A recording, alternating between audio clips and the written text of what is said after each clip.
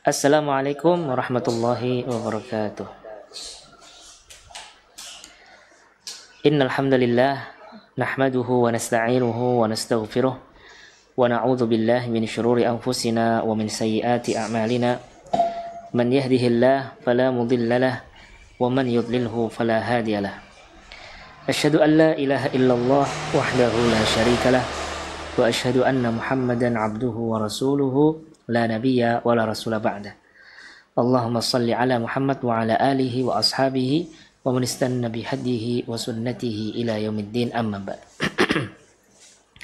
Para pemirsa Rumaiso TV dan juga peserta Rumaiso Academy yang dimuliakan Allah Subhanahu wa taala, alhamdulillah pada pagi hari yang berbahagia ini kita dapat kembali melanjutkan pembahasan tentang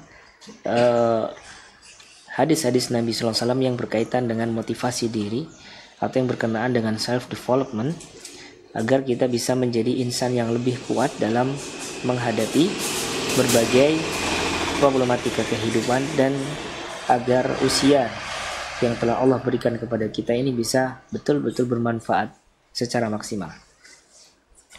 Dan pada kesempatan kali ini kita akan membahas hadis yang berbicara tentang sikap rendah hati. Ya, dalam hadis yang diriwayatkan oleh sahabat Anas bin Malik radhiyallahu anhu, ya. Baik, saya coba tampilkan hadisnya di layar. Ya, hadisnya adalah hadis yang ke-16 dari kitab Al-Arba'un At-Tatawwuriyah. Disebutkan dalam hadis Anas bin Malik radhiyallahu anhu bahwasanya beliau bercerita, kanat naqatu Rasulillah sallallahu alaihi wasallam, untanya Rasulullah sallallahu alaihi wasallam, tusammal asba, namanya adalah al-asba. Wa kanat la tusbaqu, unta ini sama sekali tidak pernah kalah dalam perlombaan. Ya, unta Rasulullah ini sama sekali tidak pernah kalah dalam perlombaan. Faja'a a'rabiyyun ala qu'udin lahu fasabaqaha. Kemudian datanglah seorang Arab Badui membawa untanya. Qu'ud itu artinya unta yang biasa-biasa saja, bukan unta yang mahal. Ya, qu'ud. Ala qu'udin lahu, dia membawa untanya, fasabaqaha. Ternyata untanya Arab Badui ini mampu mengalahkan al-asba, untanya Rasulullah SAW. Fashtadda dzalika 'alal muslimin. Peristiwa itu begitu berat dirasakan oleh orang-orang muslimin, karena mereka betul-betul membela Rasulullah, ya, membela untanya Rasulullah dalam perlombaan itu. Ternyata kalah. Jadi jagoannya kalah, gitu kan, untanya Rasulullah ini kalah dalam perlombaan itu. Waqalu, ya, kaum muslimin mengatakan, subiqatil asba, ya sudah deh, asba kalah nih, asba. Waqala Rasulullah SAW, kemudian Nabi SAW mengatakan, inna haqqan 'ala Allah, sesungguhnya hak bagi Allah, an la yarfa'a syai'an, untuk, ya, sesungguhnya hak bagi Allah itu adalah tidak ada sesuatu yang ditinggikan, an la yarfa'a syai'an, tidaklah ada sesuatu yang ditinggikan finad dunya, dari dunia ini, illa wada'ahu, kecuali Allah akan rendahkan, ya, melainkan akan direndahkan oleh Allah Subhanahu wa taala. Hadis ini sahih diriwayatkan oleh Imam Bukhari dalam dalam bab ar-raqaiq dan juga tawadhu. Pemirsa Rumaiso Academy rahimani wa rahimakumullah. Hadis ini memberikan pelajaran kepada kita tentang bersikap rendah hati ataupun tawadhu, baik dalam keadaan kita telah menggapai kesuksesan ataupun dalam keadaan kita sedang menuju kesuksesan. Maka sikap rendah hati ini harus senantiasa ada pada diri kita. Mari kita coba baca terlebih dahulu keterangan penjelasan dari hadis ini dalam kitab Al-Arba'un At-Tatawwuriyah. Lamma kana an-najahu min asbabi rif'atil insan. Di saat kesuksesan itu adalah sebab tingginya derajat, tingginya martabat seorang manusia.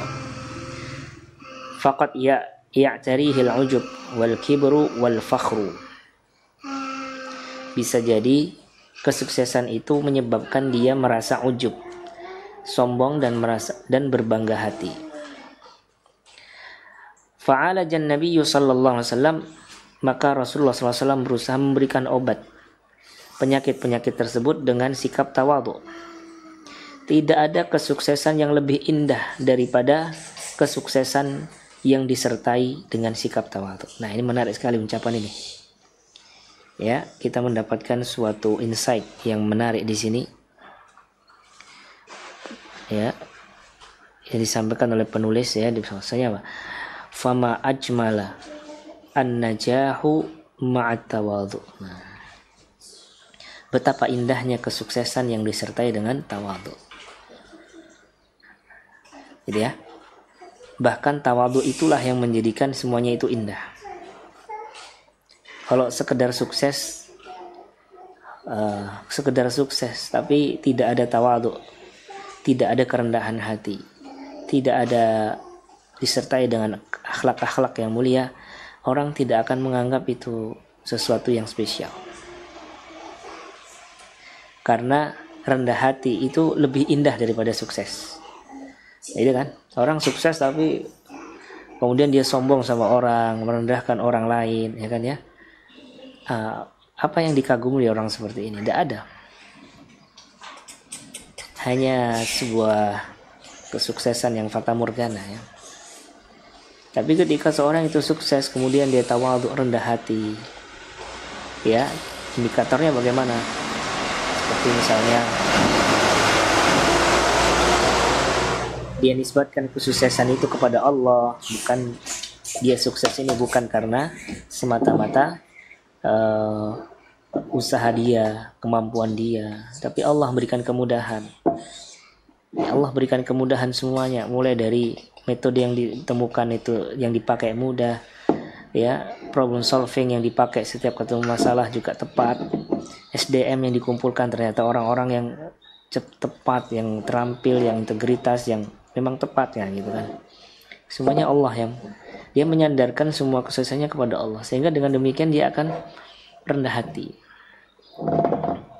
Ya, cukup seorang dianggap sombong di saat telah mencapai kesuksesan ketika apa? Ketika dia menganggap kesuksesan ini karena saya. Nah, karena memang saya ini orang pintar.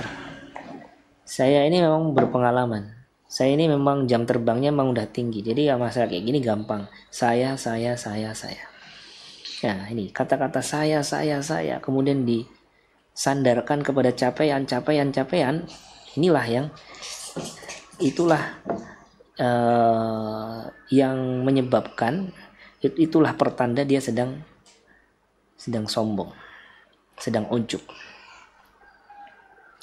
Makanya Qarun mencapai kesuksesan dunia yang luar biasa, kekayaan yang luar biasa, sampai kunci untuk gudang yang menyimpan hartanya itu harus dibawa ulil usbati minar rijal, harus dibawa oleh orang-orang yang kuat, laki-laki yang kuat, sejumlah laki-laki yang kuat gitu loh. Jadi kan besar sekali pintunya itu. Sebesar apa gudang itu? Besar sekali. Sukses, dunia sukses, bisnis sukses misalnya gitu kan. Tapi apa? Dikenang sejarah sebagai seorang yang rendah.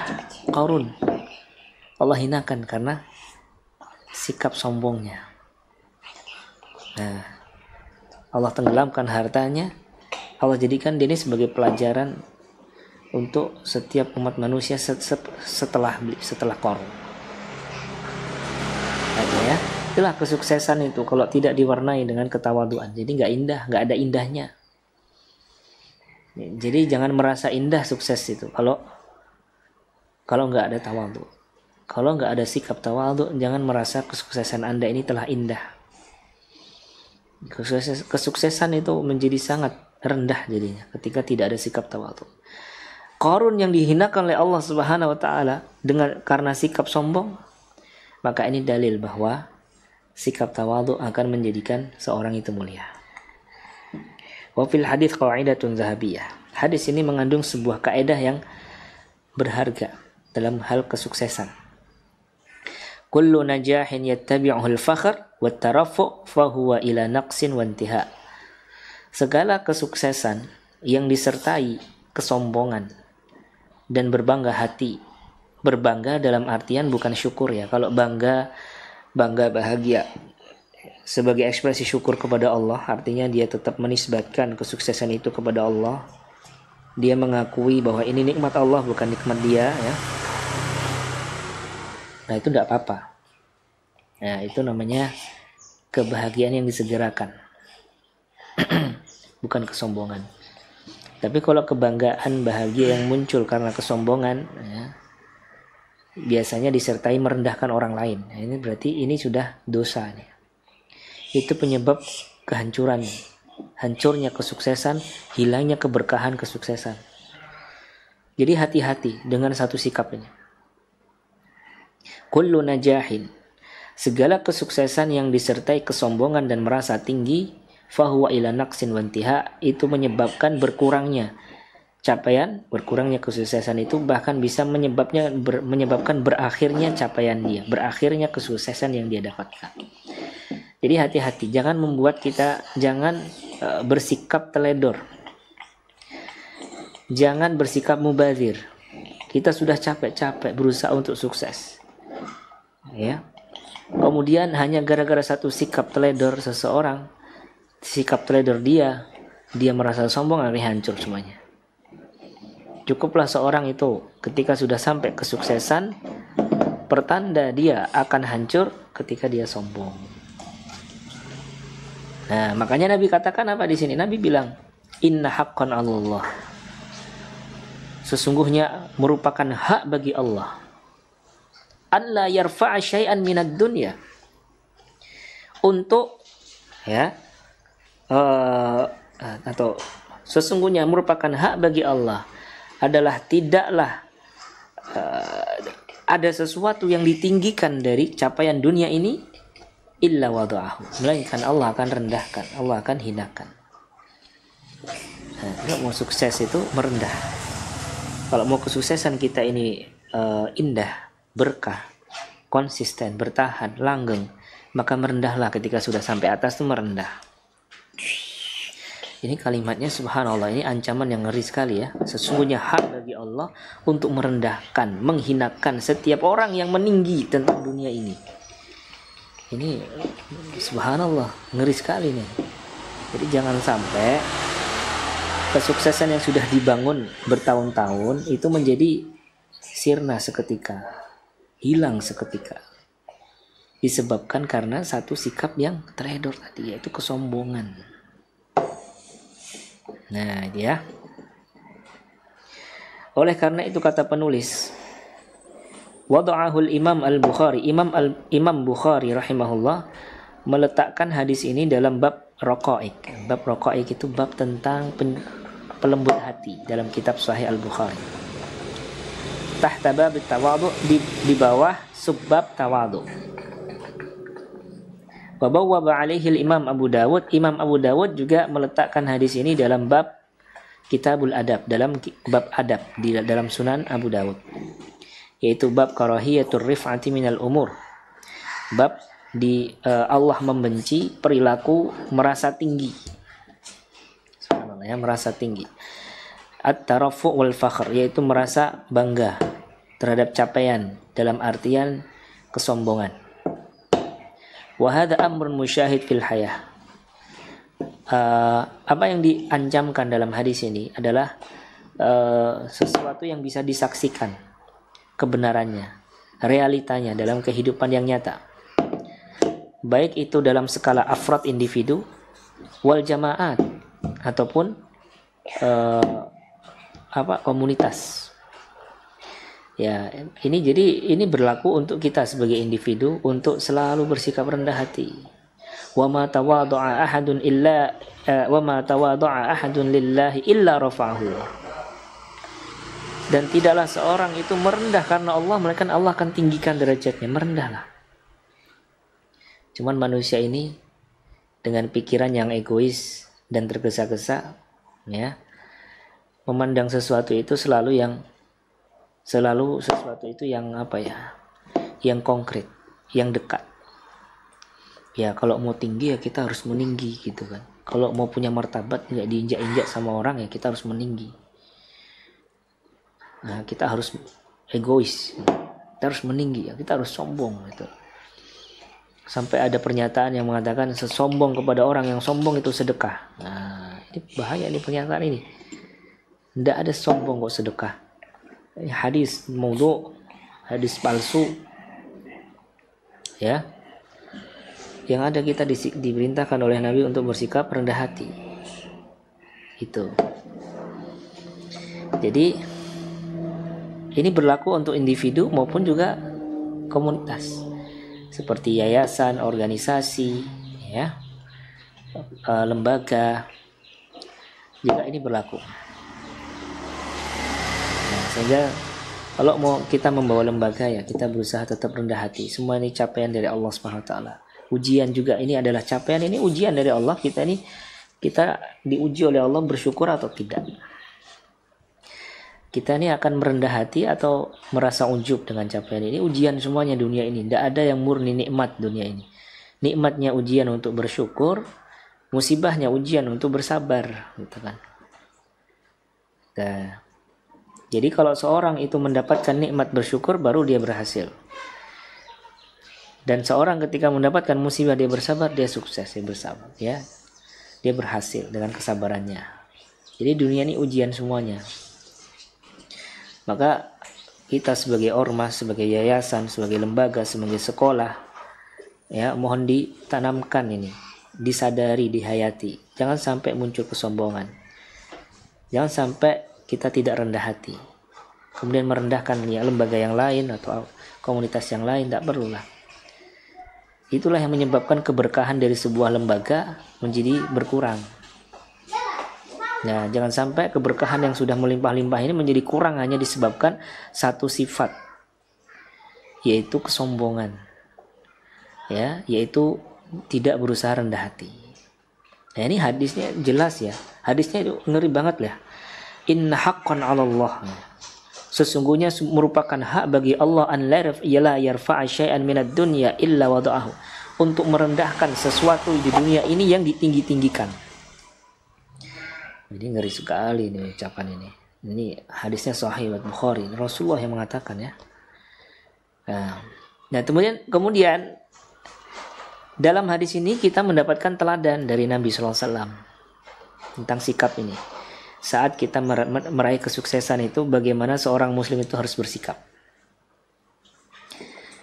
Maka Nabi SAW menunjukkan keteladanan yang luar biasa. Nabi SAW Allah takdirkan ikut lomba ketika itu, lomba kuda itu. Lomba apa? Unta ya. Untanya diikutkan lomba. Ya. Untanya diikutkan lomba. Kemudian ternyata ontanya namanya Al-Asba. Onta Nabi SAW namanya Al-Asba. Ini onta yang hebat, nggak pernah kalah. Ontanya Rasulullah ini nggak pernah kalah. Masya Allah ya. Apa yang dikaitkan dengan Rasulullah itu berkahnya. Ontanya jadi nggak pernah kalah. Maka apa? Ternyata suatu ketika kalah. Onta ini kalah. Nah, para sahabat Nabi SAW itu yang sudah menjagokan si Asba ini, wah agak berat tuh. Ya seperti kita lah kalau timnas kalah ya, agak berat lah gitu kan ya. Nah ini mereka juga merasa berat. Asba yang tak terkalahkan selama ini tiba-tiba kalah. Ini berat sekali bagi mereka. Nah, kemudian di sini dijelaskan ada sejumlah faktor yang menunjukkan, yang menjadikan kenyataan itu begitu memberatkan bagi para sahabat Nabi SAW ketika itu. Yang pertama itu adalah ontanya Rasulullah. Nah, an-nahanaqatun Nabi SAW. Ini ontanya Rasulullah. Kalau ontanya Mas Hanif ya nggak apa-apa lah. Ontanya Ansori nggak apa-apa. Ontanya Mas Dani ya. Deni, Mas Deni. Enggak masalah lah. Gitu ya. Tapi ini masalahnya ontanya Rasulullah SAW. Nah, kalah gitu kan ya. Kalahnya itu, dan kalahnya ini bukan dengan lawan yang selevel sebetulnya. Lawan yang jauh lebih rendah kualitasnya. Ontanya Arab Badui gitu ya. Ibaratnya mohon maaf ya, apa ya, tim sepak bola yang paling keren hari ini apa sih? Yang paling hebat nih. Misalnya gini lah, timnas Prancis kalah sama timnas Indonesia misalnya gitu ya. Wah, itu keren banget. Atau ibaratnya nih, Real Madrid ya kalah sama Persiba Bantul. Nah, itu kan merendahkan. Itu gimana tuh kenyataannya? Berat sekali itu. Masya Allah. Yang kedua, annaha lam tusbaq min qabl. Unta ini tidak pernah kalah sebelumnya. Tiba-tiba kalah. Hari ini kalah ya. Orang itu siap menerima kemenangan, itu semuanya siap. Tapi kalau menerima kekalahannya nggak semuanya siap.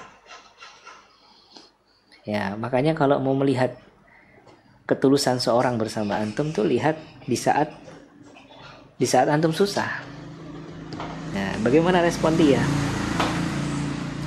Di saat antum sedang susah, antum sedang di bawah, antum sedang nggak punya apa-apa, ternyata dia setia membantu membesarkan bersama Anda, ya, berkembang bersama Anda. Nah, ini orang-orang yang harus dijaga. Orang seperti ini harus kita berterima kasih. Karena kalau sukses bersama ini yang susah, tapi kalau susah bersama ini lebih mudah. Nah, gitu ya. Annalladzi sabaqaha jamalun saghirun wa huwal qu'ud. Baik, yang ketiga adalah onta yang mengalahkan dia itu onta kecil murah namanya qu'ud. Yang keempat, an-nasabiq huwa ahadul a'rab. Tuannya onta yang mengalahkan ontanya Rasulullah itu bukan orang yang punya status sosial yang tinggi, yaitu si Arab Badui, wong deso kalau terjemahannya orang Jawa ya, wong deso. Bisa mengalahkan orang profesional ya, petinju amatir bisa mengalahkan petinju kelas dunia, nah, itu loh. Itu kan merendahkan martabatnya gitu kan. Nah, inilah faktor-faktor yang menjadikan para pendukungnya ontanya Rasulullah ini berat menerima kenyataan ini. Akan tetapi Nabi sallallahu alaihi wasallam sama sekali tidak menghiraukan respon para supporter itu, tidak menghiraukan. Lam yaltafit likulli dzalik. Beliau tidak menghiraukan semua itu. Nah, tidak peduli dengan semua itu. Itulah seorang mukmin itu. Orang mukmin itu punya pendirian. Tidak terpengaruh oleh supporter, oleh euforia. Dia punya pendirian, prinsip. Ya, selama prinsip saya ini kebenaran, ya ini yang saya anut. Kebenaran itu dilihat dari apa? Dari Quran dan hadis Nabi SAW. Qala Allah, qala Rasul. Gak ada yang bertentangan dengan qala Allah, qala Rasul, saya akan pegang. Sampai mati pun saya akan pegang prinsip ini. Tapi kalau bertentangan dengan qala Allah, qala Rasul, firman Allah, sabda Rasulullah SAW, ya dia akan mengalah. Akan meninggalkan hal tersebut. Karena bertentangan dengan qala Allah, qala Rasul. Kalau sudah punya, ini adalah prinsip pilihan yang tidak ada larangan syariat yang diterjang, bahkan relevan, didukung oleh dalil-dalil agama, maka dia akan pegang. Dia nggak peduli dengan omongan orang. Itu orang muslim seperti itu. Nabi mencontohkan seperti ini. Orang yang seperti ini hidupnya itu merdeka. Dia tenang. Kenapa toh hidup ini berat? Sering kali yang membuat kehidupan seseorang itu terasa berat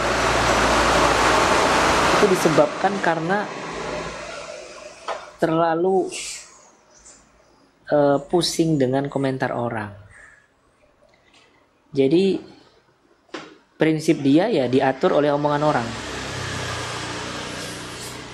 Ya, maksud saya nih omongan-omongan orang yang ternyata tidak sesuai dengan maslahat yang ada, tidak sejalan dengan Quran dan hadis pun dia terima semuanya. Kalau orang memberikan nasihat supaya kita menentukan pilihan yang lebih baik dengan indikator ini lebih sesuai dengan syariat. Nah, itu namanya nasihat kita terima. Nah, tapi ada orang yang apa aja diterima, mau sesuai syariat ataupun tidak. Jadi nggak punya prinsip hidup. Ikut omongan orang yang isinya mubah, omongan orang yang isinya bahkan haram pun dia terima, dia buat pusing. Nggak apa-apa, nggak perlu seperti itu. Capek mau hidup mengikuti omongan orang. Jadi Anda punya prinsip Anda dipastikan benar, maka sudah pegang kuat-kuat. Manusia itu nggak pernah berhenti komentar. Ya, mau ketika belum nikah, orang-orang komentar, kok umur segini kok belum nikah, nah gitu kan. Nanti kalau sudah nikah ngomong lagi dia nih, udah 5 tahun kok belum punya anak misalnya gitu kan. Oh, pusing lagi dia. Jadi udah punya anak, kok anaknya udah 3 tahun belum bisa jalan, ngomong lagi. Pusing. Ini berat banget kalau bagi ibu-ibu ya. Baby blues. Kalau udah komentar tentang anak ini berat banget bagi ibu nih ya. Bapak-bapak juga berat. Nah, itulah manusia. Ketika masih kurus dikomentari, kok kamu kurus banget, kayak nggak pernah makannya mie terus. Nah gitu, dikomentari lagi pas lagi kurus tuh, komentari. Begitu udah gemuk dikomentari lagi, kok gemukan sekarang, gantengan kurus loh kamu tuh. Nah, gitu kan, udah gemuk tuh dikomentari lagi. Nanti udah gemuk dia diet, kurus, kekurusan, komentari lagi. Jadi hidup ini jangan kita diperbudak oleh omongan orang. Kasihan kita ini jadi percobaan omongan orang. Ya. Jadi punya prinsip. Makanya Nabi lam yultafat likulli dzalik. Nabi tidak peduli dengan respon-respon yang emosional tadi yang muncul dari supporternya, untanya Nabi. Dan ternyata perlombaan ini ada hikmahnya. Mubayyinan anna najah mahma balagha fihi al-insan illam yashabhu tawadhu wasyukru lillah fa innahu ya'ti alaihi yaumun wa yazulu wa yantahi. Ada hikmahnya di sini. Ya. Hikmahnya apa? Nabi ikut lomba itu. Hikmahnya Nabi ingin menunjukkan sikap keteladanan berupa kerendahan hati, tawadhu. Dan itu betul-betul difahami dan mengena bagi para sahabat Nabi SAW. Ya, anan najah. Nabi nggak fokus dengan respon-respon para supporter yang memang berat mereka gak terima ya. Nabi tidak peduli dengan itu semua. Nabi justru menitik beratkan tentang penanaman sebuah karakter yang mulia, itu tawadhu. Bahwasanya apa? Kesuksesan, setinggi apapun kesuksesan seorang itu, kalau tidak disertai tawadhu, tidak dihiasi dengan kerendahan hati serta syukur kepada Allah Subhanahu wa taala, fa innahu ya'ti alaihi yaumun wa yazulu wa yantahi. Maka suatu saat pasti akan hilang kesuksesan itu. Dan suatu saat orang itu akan menjadi rendah. Tidak pernah terbayangkan barangkali sebelumnya. Tapi Allah Maha Kuasa. Ya, Allah Maha Kuasa untuk merendahkan sesuatu yang tadinya yang tinggi. Menghinakan, mencelakan sesuatu yang tadinya dipuja-puja. Allah Maha Mampu. Jadi jangan kita ini bersandar kepada diri kita atas kesuksesan. Allah semuanya yang memberikan. Hati-hati dengan sabda Nabi, inna haqqan 'ala Allah. Sesungguhnya adalah hak bagi Allah, an la yarfa'a syai'an minad dunya, adalah tidaklah sesuatu dari capaian dunia ini dia tinggikan, seorang tinggikan, illa wada'ahu, melainkan akan Allah rendahkan. Nah, jadi orang yang sombong akan direndahkan oleh Allah. Orang yang merendah akan ditinggikan oleh Allah SWT. Wa ma tawaddu'a ahadun lillah illa rafa'ahu Allah. Dan tidaklah seorang itu merendah karena Allah, melainkan akan Allah tinggikan. Nah, kita ini manusia berpikir yang biasanya lebih kepada berpikir yang konkret ya tadi. Ya. Padahal hakikatnya adalah tidak seperti itu. Kita berpikir konkret, kita harus meninggi untuk tinggi. Padahal ternyata nggak seperti itu. Nabi yang bilang, Kalau kita merendah, Allah akan tinggikan. Dan itu benar kan? Itu nyata dalam kehidupan. Kita ini nek kalau lihat orang, saya. Masya Allah. Tapi kalau lihat orang rendah hati, dia ini punya kualitas, capaian. Tapi ya semua ini adalah titipan. Allah yang mudahkan jalan, bukan semata-mata saya. Saya hanya bantu aja. Saya bantu teman-teman. Padahal dia ini posisinya penting banget. Nah inilah yang menjadikan dia mulia. Orang senang dengan orang seperti ini. Ya, Nabi SAW justru menunjukkan perilaku keteladanan untuk bersikap apa? Rendah hati. Udah nggak apa-apa, kalah sama Arab Badui nggak apa-apa, kalah sama Ukut onta biasa nggak apa-apa. Ya namanya dunia ini ya kadang kalah kadang menang begitu kan ya. Ya kalau kalah bersyukur nggak sombong, kalau lagi menang ya bersyukur tidak sombong, ketika kalah ya bersabar dan menerima. Ya itu. Jadi ini juga memberikan pelajaran kepada kita tentang cara Nabi SAW mengajarkan nilai apa? Menanamkan karakter-karakter yang mulia pada murid-muridnya.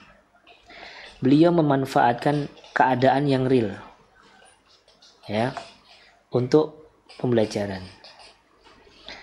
Ya, sampai-sampai ada sebuah kitab yang menunjukkan, sebuah kitab yang berjudul Ar-Rasulul Muallim.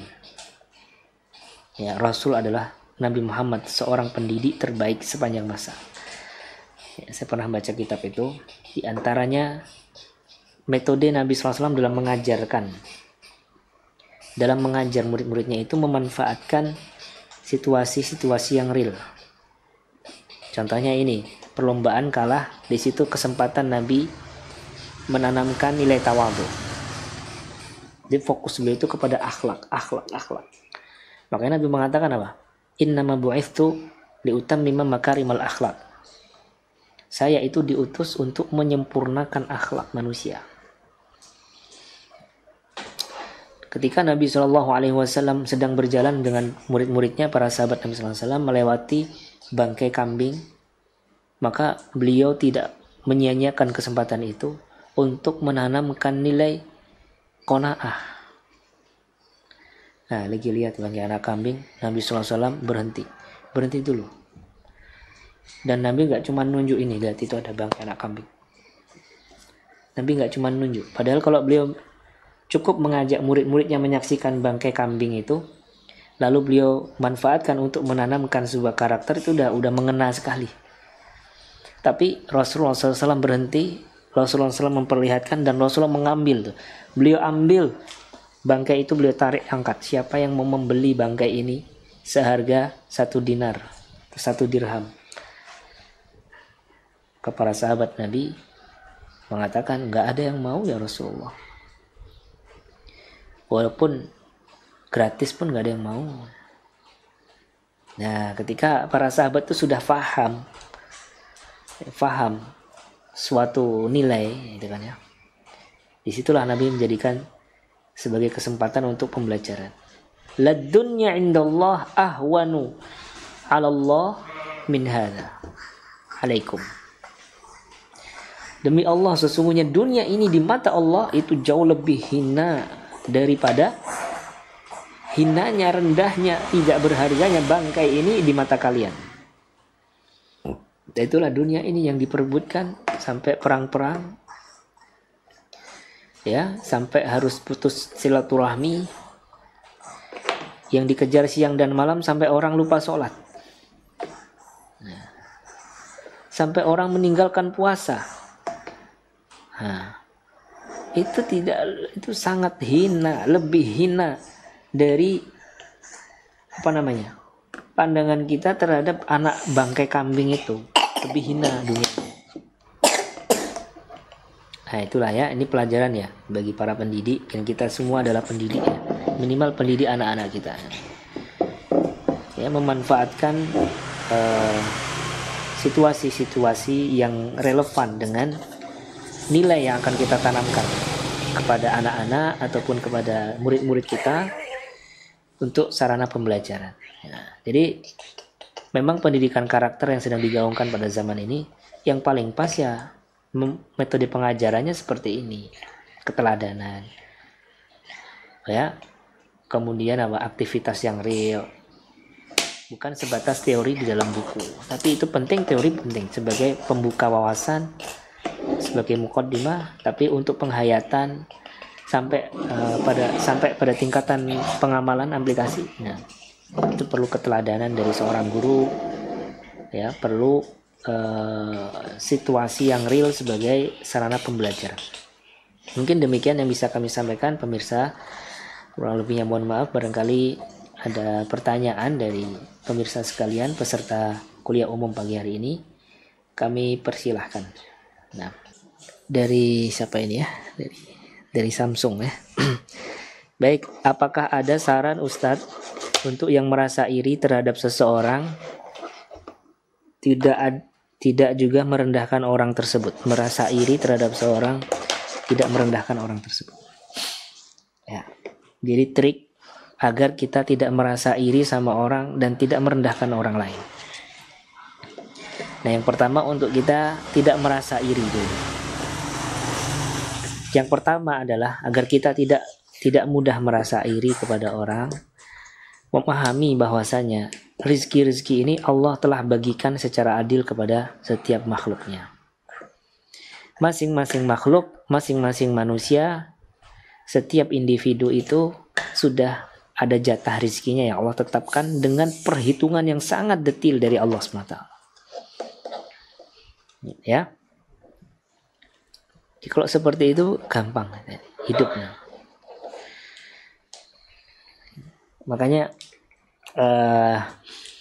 Allah mengatakan dalam Al-Quran, nahnu narzuquhum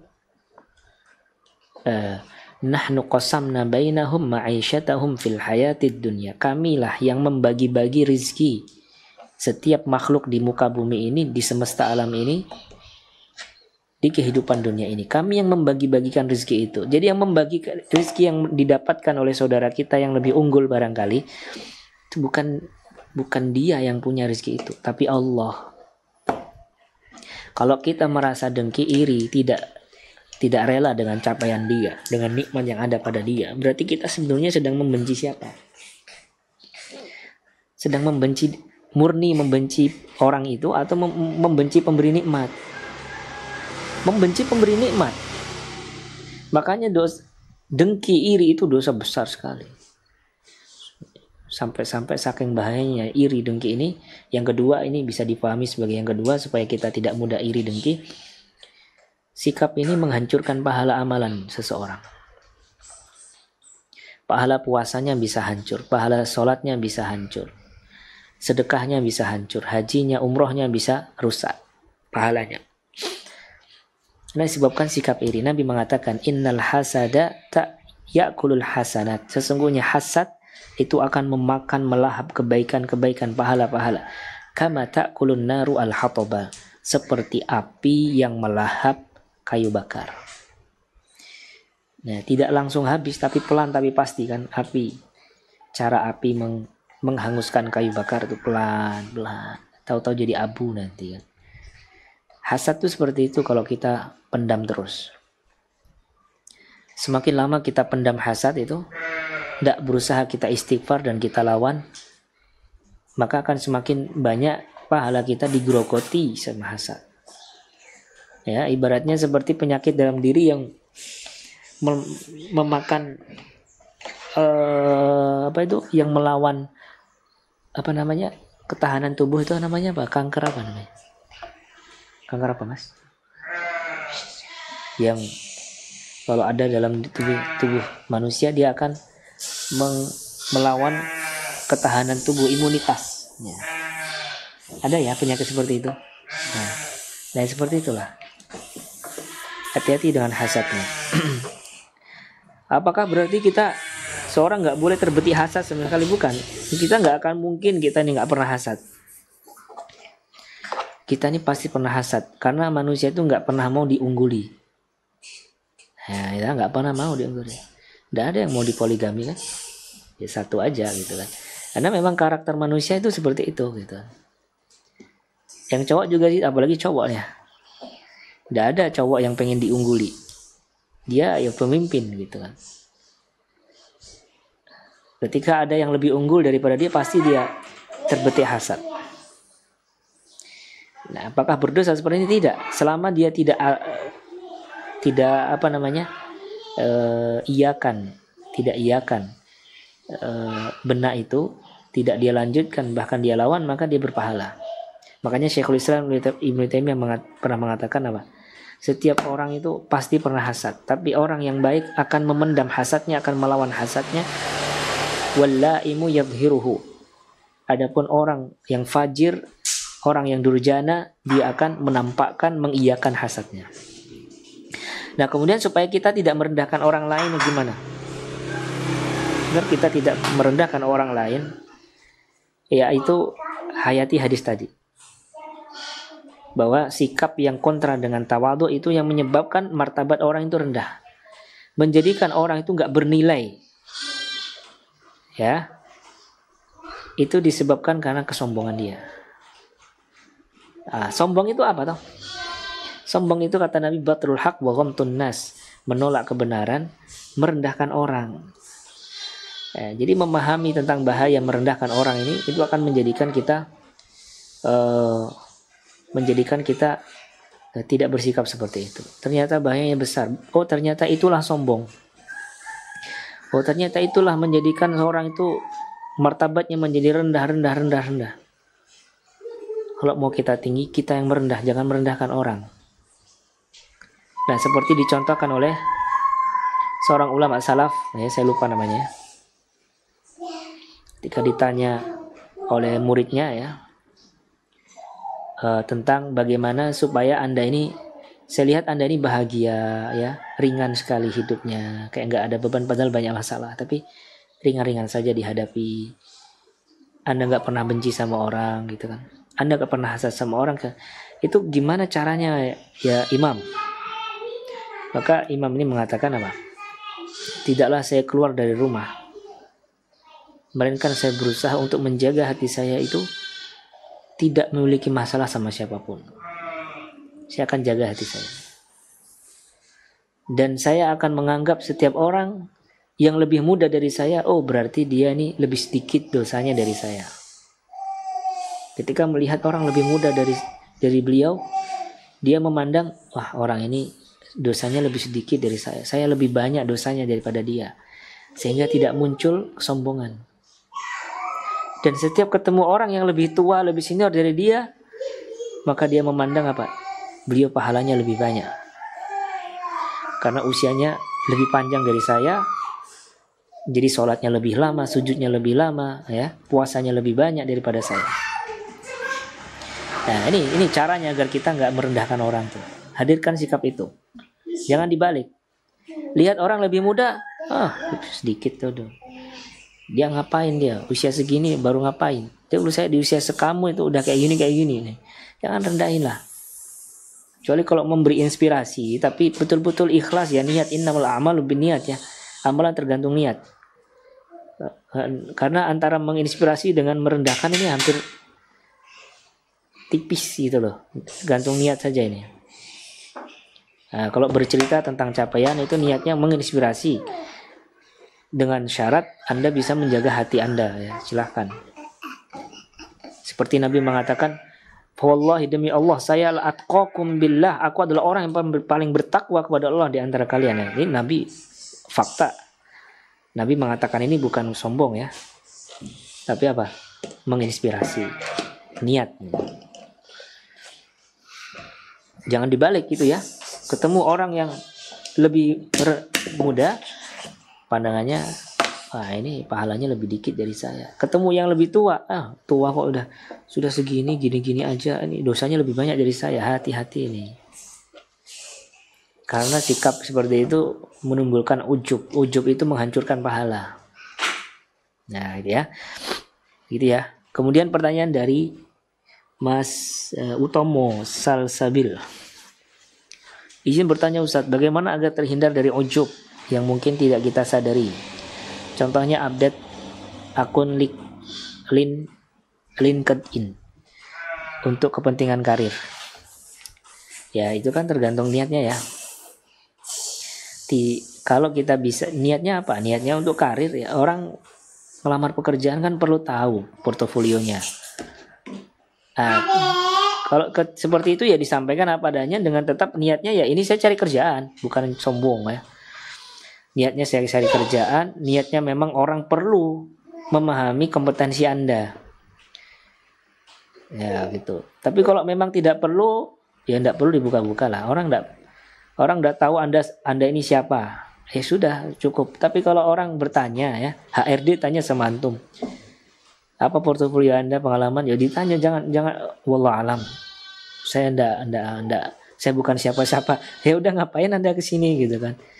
Jadi konteksnya apa? Ya. Kan ini kan konteksnya bukan sombong. Ini kan konteksnya karir. Ya.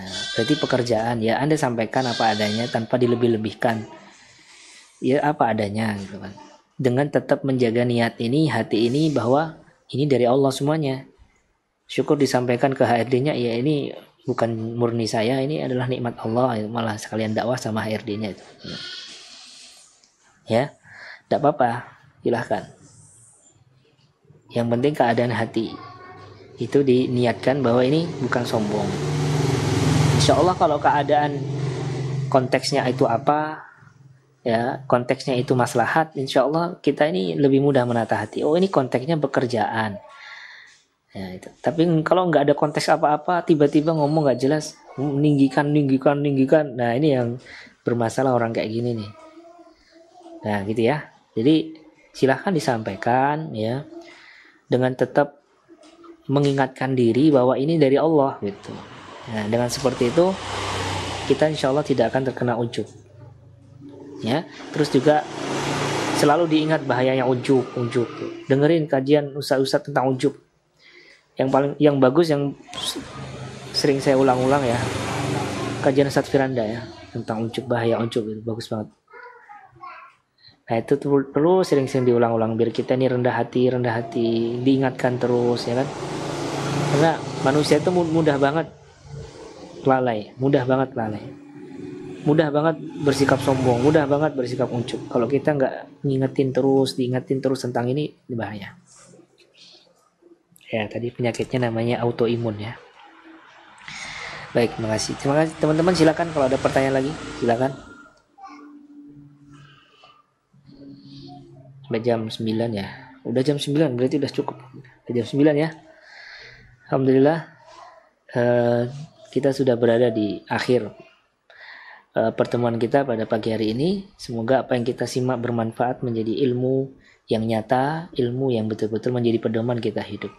Ilmu yang betul-betul mewariskan, melahirkan kerendahan hati. Wassallallahu ala nabiyyina Muhammadin wa ala alihi wa sahbihi wasallam. Wa akhiru da'wana alhamdulillahi rabbil alamin. Assalamualaikum warahmatullahi wabarakatuh.